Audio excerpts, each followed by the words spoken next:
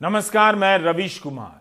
दिल्ली में भारत को हिंदू राष्ट्र बनाने और इसके लिए जरूरत पड़ने पर मरने और मारने की शपथ दिलाई गई। हरिद्वार में भी ऐसा ही कुछ हुआ और वहां एक धर्म विशेष का सफाया करने के लिए नारे लगवाए गए, मारने की बात कही गई, हथियार उठाने की बात कही गई। ऐसे भाषणों के खिलाफ कार्रवाई करने के लिए संविधान ने पुलिस को पर्याप्त अधिकार दिए हैं। पुलिस अफसर को कपड़े लत्ते से लेकर टेबल, कुर्सी और बैठने के लिए कमरे और चलने के लिए गाड़ियां तक दी हैं। लेकिन अब इन कार्रवाइयों पर बात करने का कोई मतलब नहीं रह गया है। इसी तरह के नारे दिल्ली में जंतर मंतर पर भी लग चुके हैं और जहां तहां लगते रहते हैं। नारे लगाने वाले कई लोगों को प्रधानमंत्री नरेंद्र मोदी के समर्थन में भी नारे लगाते हुए आप देख सकते हैं। सुदर्शन न्यूज के सुरेश चव्हाणके ने प्रधानमंत्री के जन्मदिन पर यह ट्वीट किया कि हिंदुस्तान को सर्वशक्तिमान सत्ता बनाने के लिए आगे बढ़ रहे महानायक माननीय प्रधानमंत्री श्री नरेंद्र मोदी जी को जन्मदिन पर कोटि कोटि शुभकामनाएं।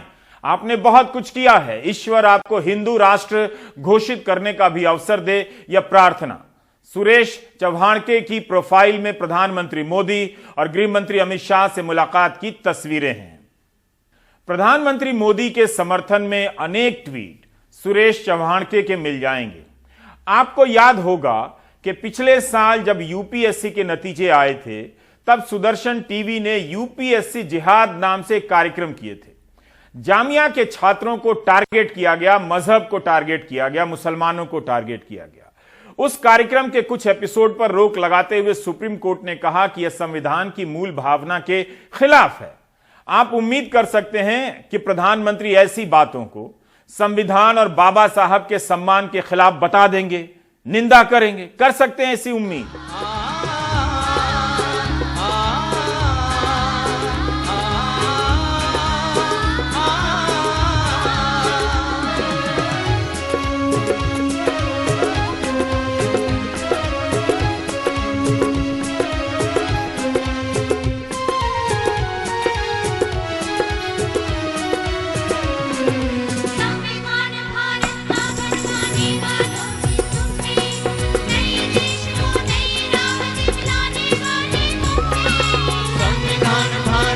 बनवाने वालों में तुम थे, नए देश को नई राह दिखलाने वाले तुम थे। भारत के निर्माण की हिस्सेदारी तुमने ली थी, भारत बने महान ये जिम्मेदारी तुमने ली थी, जिम्मेदारी तुमने ली थी, जिम्मेदारी तुमने ली थी। बाबा साहेब, बाबा साहेब, बाबा साहेब, बाबा साहेब। अंबेडकर की आत्मा तक पहुंचने की कोशिश करती इस पुकार की विडंबना को उसकी तान पर छोड़ देते हैं। बाबा साहब अंबेडकर की पुण्यतिथि पर उनकी प्रशस्ति में गायकों का यह दल संविधान बनाने में उनकी भूमिका को याद कर रहा है और यहां प्रधानमंत्री नीले रंग की चादर ओढ़कर आए हैं। डॉक्टर अंबेडकर की परंपरा में नीले रंग का खास महत्व है, इसलिए यह चादर याद दिला रही है कि प्रधानमंत्री को यह परंपरा अच्छी लगती है।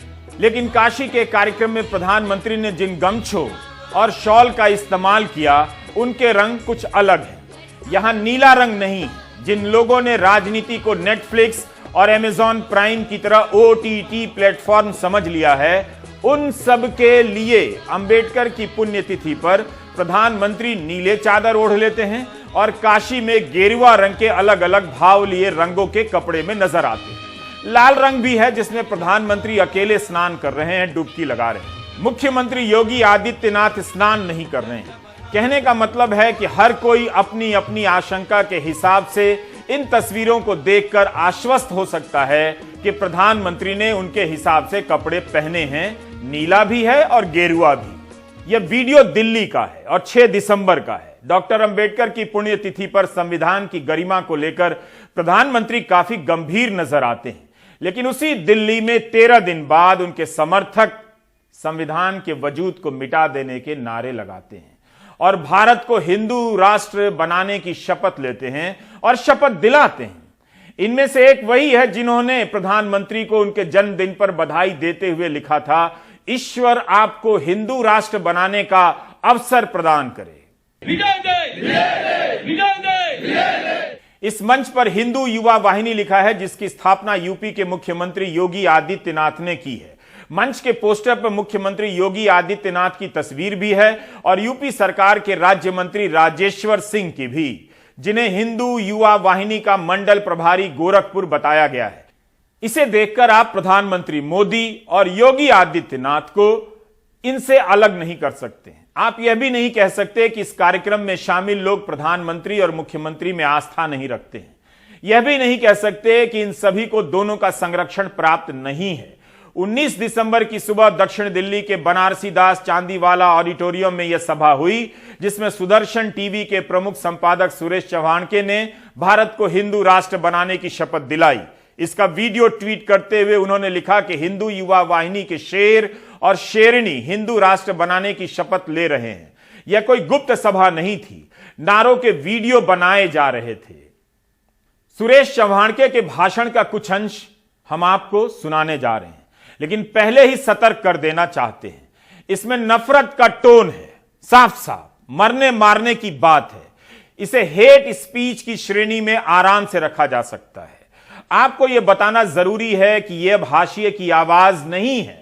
इनके बीच आधिकारिक और अनधिकारिक का कोई अंतर नहीं है। सारे लोग और उनकी सारी बातें आधिकारिक हैं। सभी एक ही राजनीतिक और धार्मिक धारा के हैं। इन सब का मालिक एक है, वही।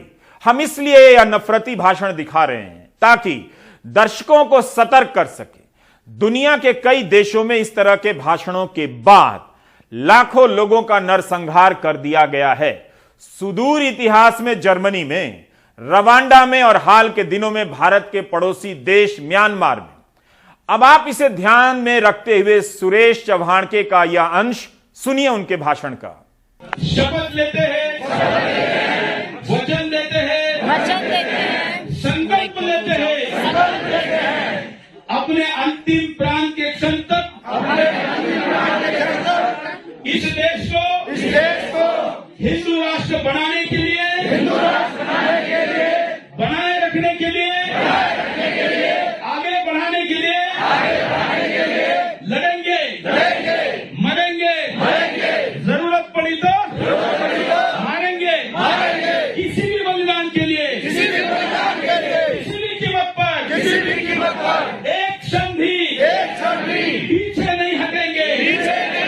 हमारा ये संकल्प पूरा करने के लिए हमारे गुरुदेव, हमारी कुलदेवता, हमारी ग्राम देवता, भारत माता, हमारे पूर्वज हमको शक्ति दे, शक्ति दे। जय जय विजय दे, विजय दे, विजय दे, विजय दे, विजय दे। भारत माता की धन्यवाद। मैंने आज जो बातें कही, मेरे बातचीत में अगर कोई शब्द किसी को बुरा लगा हो तो मैं उसे वापस नहीं लूंगा, क्योंकि उसको सुनाने के लिए ही बोला हूं। ये चाहते हैं कि आप सुने, इसे वापस नहीं लेंगे। राजधानी दिल्ली में हिंदू राष्ट्र के लिए शपथ दिलाई जा रही है। इसमें सबका आह्वान किया जा रहा है, भारत के उस संविधान का नहीं जिसे आजादी की लड़ाई से निकले तमाम लोगों ने महीनों बैठकर बनाया था और 1947 की धर्म के नाम पर हुई भीषण हिंसा की आंच से उसे दूर रखा था। भारत को धर्म विशेष का राष्ट्र घोषित नहीं किया।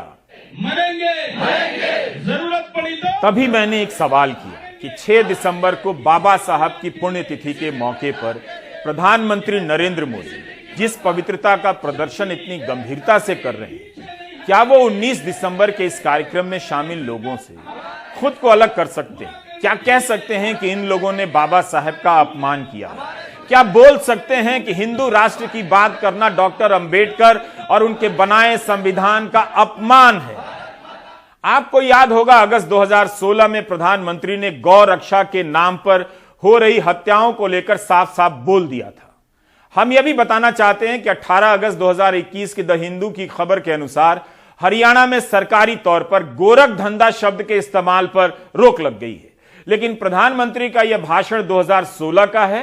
प्रधानमंत्री ने ही कहा है कि गौ रक्षा के अभियान में शामिल 70-80% गौ रक्षा के नाम पर गोरख धंधा करते हैं। मैं कभी कभी ये जो गौ रक्षा के नाम पर कुछ लोग अपनी दुकानें खोल करके बैठ गए हैं,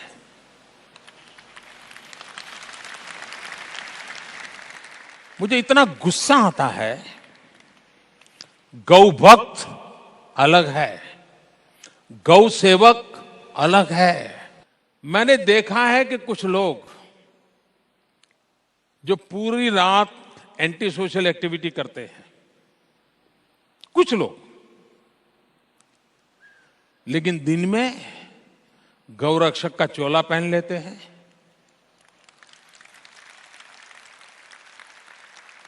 मैं राज्य सरकारों को अनुरोध करता हूं कि ऐसे जो स्वयंसेवी निकले हैं, अपने आप को बड़ा गौ रक्षक मानते हैं, उनका जरा डोजियर तैयार करो। 70-80% ऐसे निकलेंगे जो ऐसे गोरख धंधे करते हैं जो समाज स्वीकार नहीं करता है, लेकिन अपनी उस बुराइयों को से बचने के लिए ये गौ रक्षा का चोला पहन करके निकलते हैं।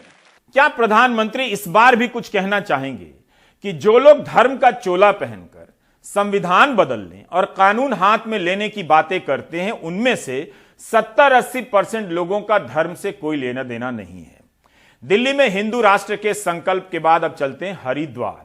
यहां 17 से 19 दिसंबर के बीच धर्म संसद का आयोजन हुआ। इस धर्म संसद में जिस तरह के भाषण दिए गए हैं, उससे पता चलता है कि आपकी सहमति, भागीदारी और मौजूदगी से भारत कितना बदल गया। फिर भी मैं मानने को तैयार नहीं हूं कि अच्छे स्कूल और कॉलेज की तलाश में भटकने वाले आप लोग अपने बच्चों को नरसंहार की इस राजनीति में झोंकने के लिए तैयार नहीं है। वैसे एक बार रिश्तेदारों के व्हाट्सएप ग्रुप में फिर से कंफर्म कर लीजिएगा, क्या पता कुछ लोग तैयार मिल जाए। संविधान का आर्टिकल 51A कहता है कि हमें अपनी साझी विरासत का सम्मान करना है, बचा कर रखना है। संविधान की इस भावना पर लगातार हमले हो रहे हैं। साध्वी अन्नपूर्णा के इस भाषण के इस हिस्से को सुनाने के लिए फिर से सतर्क करना चाहूंगा। यह नफरतों से भरा है, विभाजनकारी है। कृपया सतर्कता के साथ और विवेक के साथ इसे सुनिए। महाराज जी, मैं वचन देती हूँ, मेरे प्राण भी चले जाए, मुझे उसका कोई चिंता की बात ही नहीं है, लेकिन 2029 में मुसलमान प्रधानमंत्री आप सब लोग नहीं बनने देंगे। ऐसी वचनबद्धता दे, अपने काम को इतना सक्षम बनाए, इतनी अपनी आबादी को आगे बढ़ाए और मार दे। इनकी जनसंख्या को अगर खत्म करना है तो हम मारने को तैयार है, जेल में जाने को तैयार है। अगर हम 100 लोग भी सैनिक बन गए और इनके 20 लाख भी मार दिया हमने, तो हम विजयी हैं, हम जेल में जाने को तैयार हैं। ऐसा जज्बा जब लेकर के आओगे तभी सनातन को बचा पाओगे। और ध्यान रखना, इस भारत माता की, इस सनातन धर्म की रक्षा को सैनिक ही बनना पड़ेगा। कॉपी किताबों को रख दो और हाथ में शस्त्र उठा लो। और बस जो धर्म संसद में सबसे बड़ी बात यह है कि हम विचार क्या दे रहे हैं, हम कर क्या सकते हैं सुझाव। तो जी, मैं अपने साथ सुझाव ये देती हूँ, मैं अपने आप को समर्पित करती हूँ। क्या हम ऐसा भारत चाहते हैं जहां आपके बच्चे कॉपी किताब रखकर हत्यारे बन जाएं? याद रखिएगा, इन भाषणों की चपेट में आपका ही बेटा आने वाला है। समाज में इनकी स्वीकार्यता बढ़ती जा रही है और कानून इनके सामने चुप नजर आता है। लोग तालियां बजाते हैं। निरंजनी अखाड़ा की महामंडलेश्वर हिंदू महासभा की महासचिव साध्वी अन्नपूर्णा ने हथियार उठाकर एक समुदाय के 20 लाख लोगों को मार देने की बात कह दी। नफरत से भरा ऐसा भाषण अगर किसी और ने दिया होता तो अब तक जेल में होता, यूएपीए लग गया होता। अगर हम 100 लोग भी सैनिक बन गए और इनके 20 लाख भी मार दिया हमने, तो हम विजयी हैं, हम जेल में जाने को तैयार हैं। ऐसा जज्बा जब लेकर के आओगे तभी सनातन को बचा पाओगे। इसे कुछ और नहीं, केवल हेट स्पीच कहेंगे, नफरती भाषण, समाज को दंगों की आग में झोंक देने वाला भाषण। साध्वी अन्नपूर्णा का एक अवतार आप पहले देख चुके हैं। गणित की प्रोफेसर है। आपका ये नाचीज एंकर गणित में बहुत कमजोर है, फिर भी ऐसे प्रोफेसर से गणित नहीं सीखना चाहेगा जो हत्या की वकालत करती हूं। पूजा शकून पांडे अलीगढ़ की रहने वाली हैं। 30 जनवरी 2019 के रोज इनकी यह तस्वीर आई थी जिसमें ये गांधी की तस्वीर पर नकली पिस्तौल से गोली चला रही हैं। उनकी आवाज से गुब्बारा फटता है और गांधी जी की तस्वीर से खून बहता है। यही पूजा अब साध्वी अन्नपूर्णा बनकर हिंदू धर्म की रक्षक बन रही हैं। बच्चों से कॉपी किताब छोड़कर हथियार उठाने की बात कर रही हैं, उस गांधी जी को मारने के लिए जो जीवन भर खुद को हिंदू कहते रहे। साध्वी अन्नपूर्णा जैसों के खिलाफ कोई कार्रवाई नहीं होने वाली है। गिरफ्तारी भी होगी तो जमानत मिल जाएगी। अदनान ने अलीगढ़ में पूजा शकून पांडे साध्वी अन्नपूर्णा से बात की। दीजिए, इस देश का संविधान ही बंटवारे को का बेस है और बंटवारा करता है और इस देश के लोगों को भड़काता है। तो ऐसे में मेरे भाषण को छोड़ दीजिए, इस देश के संविधान को ही बदलना होगा। क्या आप गांधी के हत्यारे नाथूराम गोडसे को सही मानती हैं? बिल्कुल सही तो छोड़िए। पंडित नाथूराम गोडसे जी एक महान व्यक्ति है और इस देश के हर युवा को नाथूराम गोडसे बनकर के प्रेरणा लेनी चाहिए और उन्हीं जैसे राष्ट्रभक्त बनने की प्रेरणा लेकर के उनके मंदिर और उनकी पूजा अर्चना करनी चाहिए। कितनी सहजता से कह रही हैं कि संविधान गलत है, उसे बदल देना चाहिए, गोडसे की पूजा करनी चाहिए। इंतजार कीजिए कि बीजेपी इनके बारे में क्या कहती है, या कहने के नाम पर कुछ कह देगी, जैसे प्रधानमंत्री अंबेडकर जयंती पर या उनकी पुण्यतिथि पर विशेष रूप से नीले रंग की चादर पहन लेते हैं। अमर उजाला की एक खबर के अनुसार साध्वी अन्नपूर्णा ने कभी बीजेपी को आस्तीन का सांप कह दिया था। इसलिए बता रहा हूं ताकि बीजेपी अगर कार्रवाई करना चाहे तो यह जानकारी काम आ जाए। कार्रवाई का मतलब निंदा तो कम से कम। यहां भी प्रधानमंत्री गांधी के हत्यारे को देशभक्त कहने पर कहां माफ करते? जिसे माफ नहीं करते वह उन्हीं की पार्टी की सांसद हैं भोपाल से। 26 नवंबर संविधान दिवस, 14 अप्रैल बाबा साहब का जन्मदिन, फिर 6 दिसंबर उनकी पुण्यतिथि। इन तीनों तारीखों पर प्रधानमंत्री संविधान और डॉक्टर अंबेडकर के योगदान को बहुत गंभीरता से याद करते हैं। इन कार्यक्रमों से लगता है कि प्रधानमंत्री संविधान का कितना आदर करते हैं, मगर प्रधानमंत्री उन लोगों को कुछ क्यों नहीं कहते जो उनका तो आदर करते हैं, मगर भारत के संविधान का आदर नहीं करते जिसे बाबा साहब ने बनाया। जैसे हरिद्वार के इस वीडियो में अश्विनी उपाध्याय संविधान की एक किताब दिखाने लगते हैं जिसके कवर का रंग भगवा है। यह वीडियो हरिद्वार के उसी कार्यक्रम का है जिसमें संविधान की भावना के खिलाफ नरसंहार के नारे लगाए गए। इस वीडियो को अश्विनी उपाध्याय ने ही ट्वीट किया है। ये भी शर्म की बात है कि हिंदुस्तान में भगवा कलर में हिंदी में संविधान विशेष रूप से बनवाना पड़ रहा है। कायदे से ये हमेशा होना चाहिए। 4 फरवरी 2020 के एक ट्वीट में अश्विनी उपाध्याय ने खुद को बीजेपी का प्रवक्ता बताया था। उसी ट्वीट में संघ का भी बताया। अश्विनी के ट्विटर अकाउंट को नितिन गडकरी, डॉक्टर हर्षवर्धन, स्वतंत्र देव सिंह, शाहनवाज हुसैन, गिरिराज सिंह फॉलो करते हैं। इस साल दिल्ली के जंतर मंतर पर एक बड़ी रैली हो गई थी। भारत जोड़ो के नाम से हुई इस रैली में मुसलमानों को मारने के नारे लगाए गए। इस मामले में केस दर्ज हुआ और इसी अश्विनी उपाध्याय को भी अरेस्ट किया गया, जिन्हें 3 दिनों के भीतर जमानत मिल गई। इसी के आसपास हरियाणा के पटौदी में एक महापंचायत हुई जिसमें मुसलमानों को मारने के खुलेआम नारे लगे। बाद में कुछ लोगों की गिरफ्तारी हुई थी। इस महापंचायत में 2020 में शाहीन बाग आंदोलन के समय आंदोलनकारियों पर गोली चलाने वाले गोपाल ने भी भड़काऊ भाषण दिए थे। गिरफ्तार हुआ गोपाल और जमानत मिल गई। हमारे सहयोगी सौरभ शुक्ला हरिद्वार गए। सौरभ ने बताया कि हरिद्वार में जो धर्म संसद हुई थी उसका आयोजन स्वामी प्रबोधानंद ने किया था। धर्म संसद में हिंदू राष्ट्र बनाने का संकल्प लिया गया और अधिक से अधिक बच्चे पैदा करने का संकल्प लिया गया। स्वामी प्रबोधानंद की ये तस्वीरें बता रही हैं कि बीजेपी और इनके बीच की दूरी कितनी कम है। गृहमंत्री अमित शाह, यूपी के मुख्यमंत्री योगी आदित्यनाथ, उत्तराखंड के मुख्यमंत्री पुष्कर सिंह धामी के साथ इनकी तस्वीर है।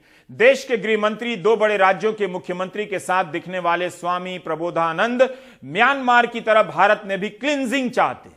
क्लिंजिंग अंग्रेजी का शब्द है जिसका एक मतलब है नरसंहार के जरिए आबादी के एक बड़े हिस्से का सफाया कर देना।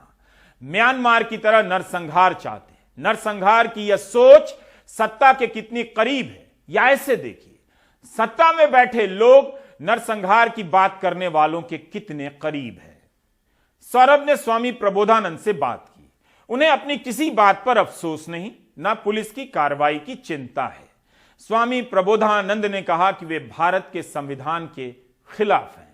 इस धर्म संसद का विशेष जो उद्देश्य था, पूरे धरती से जो मुस्लिम जिहाद के नाम पर आतंकवाद फैलाया जा रहा है, उसको समाप्त करने का एक संकल्प का विशेष रूप से था।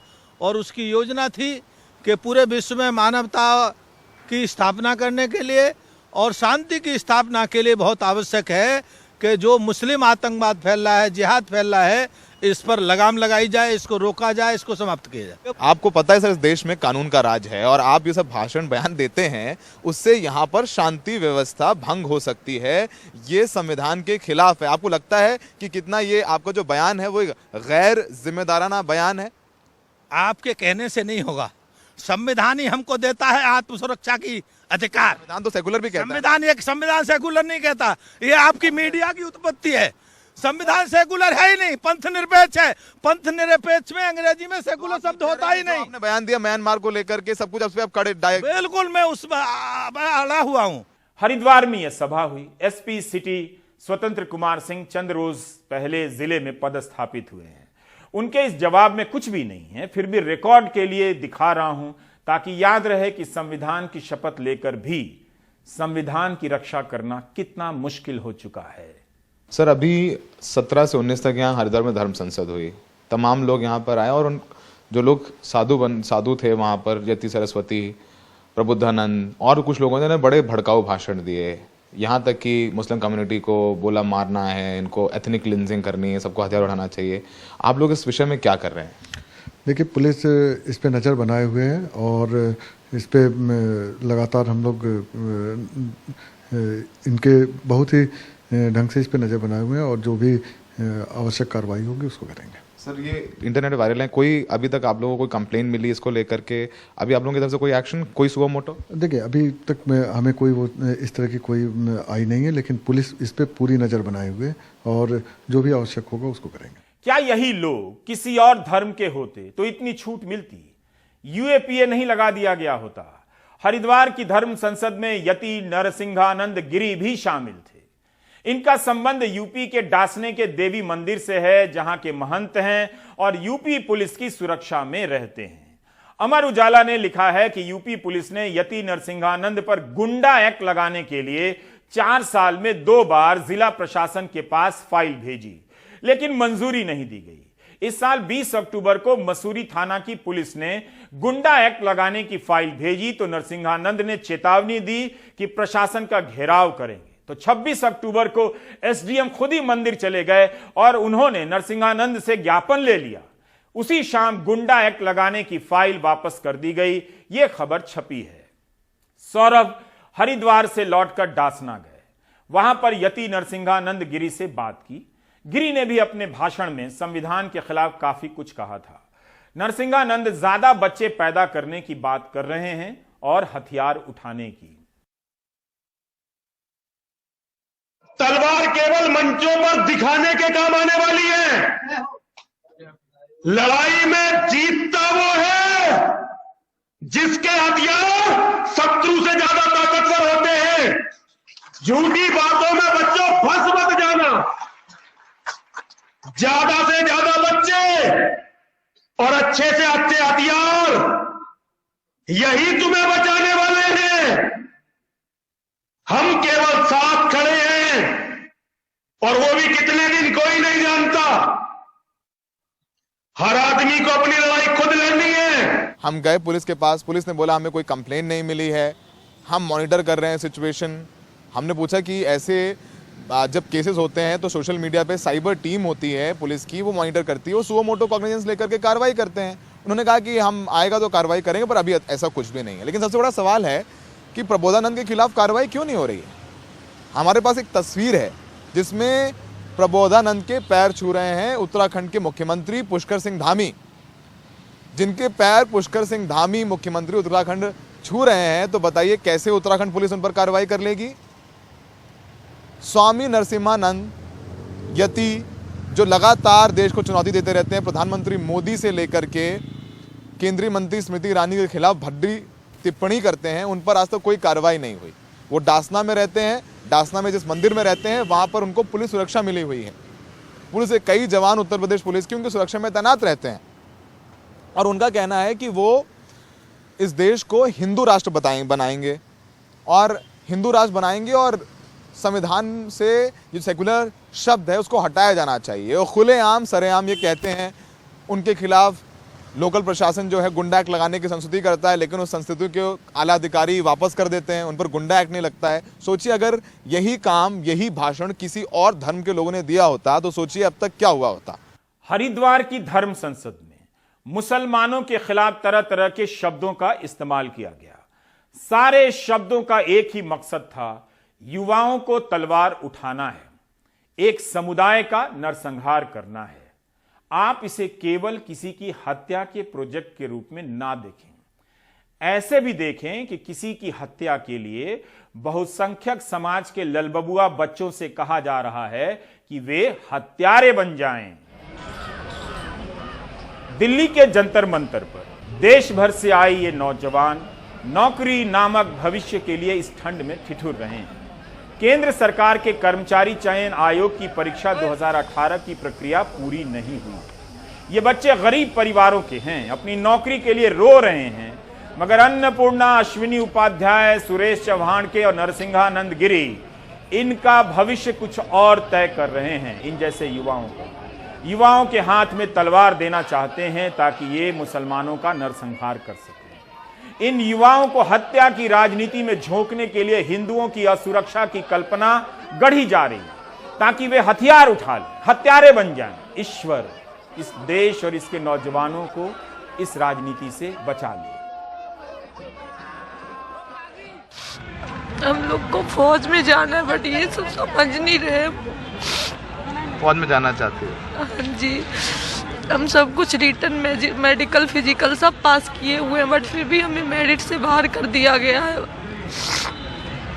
तो यहाँ आते हैं तो क्या कहते हैं ये लोग, यहाँ प्रशासन के लोग क्या कहते हैं? यहाँ पे तो देखते नहीं है, पूरा बैरिकेटर लगा के रखे हैं, रोज टाइम ही देते हैं। खाना कहाँ खाते हैं? वहीं गुरुद्वारे में खाते हैं और ऐसे ही सोते हैं, वहाँ पे भी नहीं रहने देते हैं। हम इसलिए भाऊ को रहता 11 महीने ज़्यादा हो गया, 3.5 साल वेट किए, उसके बाद इन्होंने ज्वाइनिंग नहीं दिया, सीट रद्द में हुए नहीं दिया। हम लोग पैसे नहीं रहते, कैसे कैसे यहाँ बहने भाइयों आते हैं, टिकट लेकर के, उधार कर्जा लेकर के टिकट लेकर के आते हैं। कौन सुनेगा बात, बताइए। एक तरफ तमाम मंत्री भाषण देते हैं कि भारत एक मजबूत राष्ट्र बन गया है, दुश्मन आंख उठाकर नहीं देख सकता। दूसरी तरफ उसी धारा के लोग बयान दे रहे हैं कि हिंदू असुरक्षित है। यह कैसा मजबूत राष्ट्र है जहां बहुसंख्यक ही सुरक्षित नहीं है। हिंदू धर्म को लेकर रक्षा और असुरक्षा की इस राजनीति को ध्यान से समझिए। गोदी मीडिया भी इस खतरे की कल्पना को अलग अलग तरीके से हवा देता रहता है। असुरक्षा और रक्षा की इस राजनीति में वे संस्थाएं आपको गायब मिलेंगी जो संविधान ने बनाई हैं, जिनका काम है आपकी सुरक्षा करना। इस भाषण में, इस तरह की राजनीति में इनका कोई रोल नहीं दिखेगा। रोल केवल हथियार और हत्या का है। हिंदू खतरे में है के नाम पर हिंदुओं के बच्चों को हत्या की राजनीति में झोंकने की आग लगाई जा रही है। भले ही आप महंगाई के सपोर्टर हों, लेकिन आप इतने तो स्वार्थी हैं ही कि अपने बच्चे को इस आग से दूर रखना चाहेंगे। ब्रेक ले लीजिए।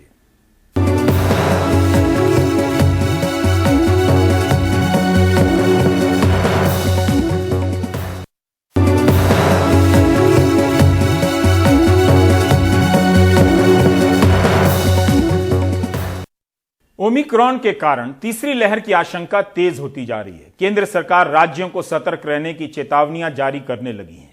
प्रधानमंत्री कोविड को लेकर बैठक कर रहे हैं। इन सब के बीच सबकी चुनावी रैलियां धुआंधार चल रही हैं। जैसे ओमिक्रॉन ने लिख कर दिया है कि वो रैलियों में नहीं जाएगा। आलोक पांडे की यह रिपोर्ट। यूपी में हो रही राजनीतिक रैलियों में कोविड से जुड़े कायदों पर जरा भी अमल होता नहीं दिख रहा। भले ही अधिकारियों को डर हो कि ओमिक्रॉन के बढ़ते खतरे के बीच रोज लाखों कोरोना केस आ सकते हैं। प्रधानमंत्री के वाराणसी के आयोजन में शायद ही कोविड से जुड़े किसी नियम पर अमल हो रहा था।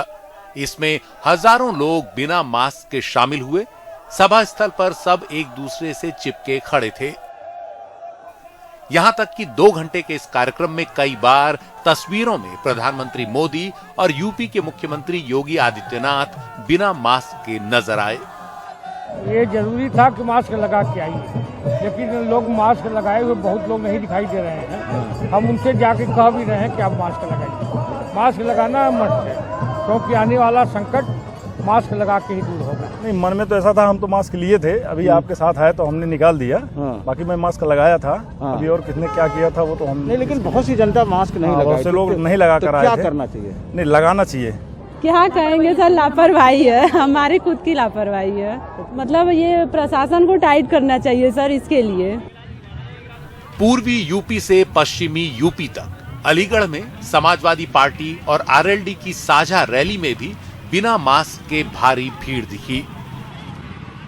अखिलेश यादव तो इस रैली पर नहीं पहुंच पाए क्योंकि उनकी बेटी और पत्नी कोरोना पॉजिटिव निकले, लेकिन यहां की तादाद लाखों में थी और कोई कोविड गाइडलाइंस का पालन नहीं किया गया। सोशल डिस्टेंसिंग और टेम्परेचर चेक तो दूर, मास्क भी लाखों में एक ने पहना था। कोविड के कायदों के बारे में पूछने पर अजीबोगरीब जवाब मिलते रहे, लोगों के भी और आयोजकों के भी। कच्चू ना लगाया जा चाहिए, है ही ना कोरोना। अभी यहाँ ऐसा कुछ भी नहीं है और डर भी नहीं है। सपा प्रमुख ने तो टीका लगवाने से भी इनकार किया था, ये कहते हुए कि वो तभी टीका लेंगे जब सर्टिफिकेट से प्रधानमंत्री की तस्वीर हटाई जाएगी। क्या वैक्सीन लगने वालों को कोरोना नहीं हो रहा है? और मैंने कहा कि जिस दिन जो सर्टिफिकेट मिल रहा है उसमें भारत का झंडा लग जाएगा, उसी दिन का मैं वैक्सीन ले लूंगा। जिस दिन भारत का झंडा उस सर्टिफिकेट में लग जाएगा, जो सर्टिफिकेट सबको मिल रहा है। मोदी दुनिया में क्या मोदी जी का चेहरा नहीं होना चाहिए उसमें? क्या दुनिया में किसी देश ने सर्टिफिकेट पे अपने प्रधानमंत्री राष्ट्रपति की तस्वीर लगाई है? बीते कुछ महीनों में मुख्य पार्टियां बीजेपी, सपा और कांग्रेस तक ने बड़ी बड़ी राजनीतिक रैलियां की हैं, लेकिन कोविड से जुड़े कायदों पर कोई भी अमल नहीं करा पाया है। जिस तरीके से चुनावी रैलियों में लोग कोविड प्रोटोकॉल को नजरअंदाज कर रहे हैं, वो एक बड़े खतरे के लिए चिंता का सबब जरूर है। अलीगढ़ से अदनान खान, लखनऊ से आलोक और वाराणसी से पुरुषोत्तम के साथ अजय सिंह, एनडीटीवी इंडिया। आप देख रहे थे प्राइम टाइम। नमस्कार।